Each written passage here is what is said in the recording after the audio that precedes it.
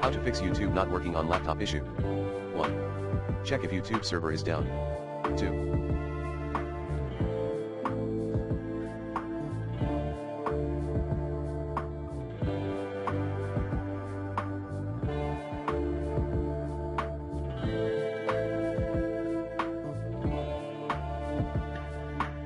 Update laptop drivers using the recommended Avast driver updater in this video guide. 3.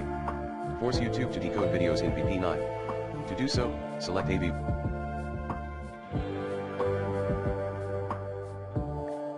1 Settings and select Prefer AV1 for SD in layback and performance settings. 4. Troubleshoot your internet connection. 5.